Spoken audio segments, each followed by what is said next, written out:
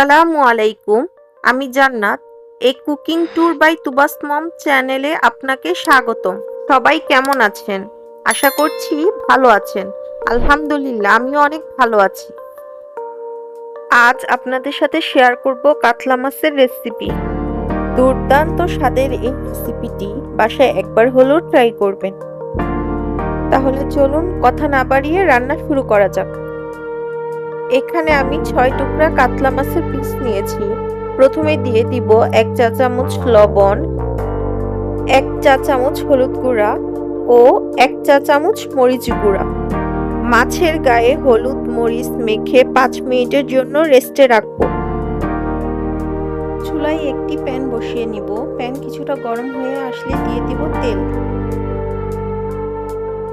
তেল কিছুটা গরম হয়ে আসলে দিয়ে দিব আগে থেকে ম্যারিনেশন করে রাখা মাছের টুকরো।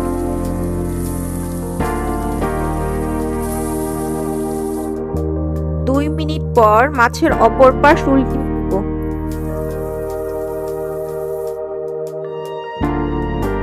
অপর পাশ 2 মিনিট ভাজার পর তুলে নিব।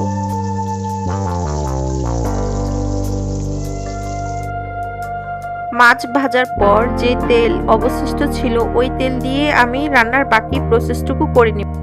প্রথমে দিয়ে নিব পেঁয়াজ কুচি। পেঁয়াজ ভাজার পর যখন হালকা ব্রাউন কালার হয়ে আসবে তখন দিয়ে দিব রসুন বাটা।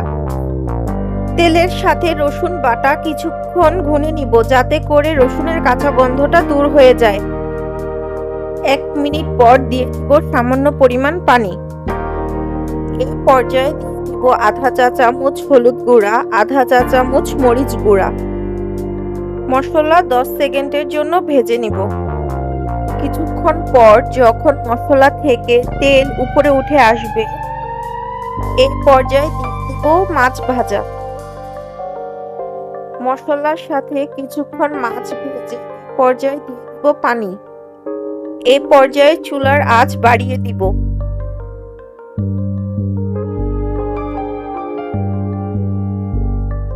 3 মিনিট পর মাছের অপর পাশ উল্টিয়ে দিব।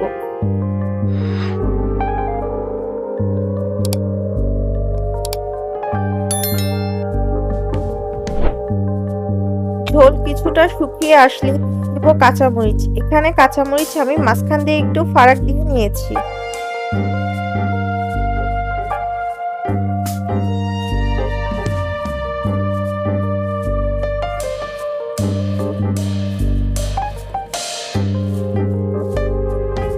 আর 1 মিনিটের মতন চুলায় রেখে তারপর চুলা থেকে নামিয়ে নিব।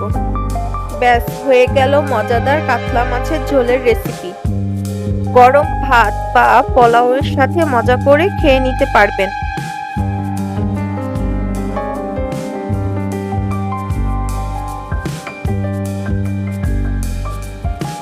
আমি চেষ্টা করেছি সবচেয়ে সহজভাবে রান্নাটি তৈরি করার। আমার রান্নাটি যদি আপনাদের কাছে ভালো লেগে থাকে অবশ্যই লাইক, শেয়ার ও সাবস্ক্রাইব করে দিবেন।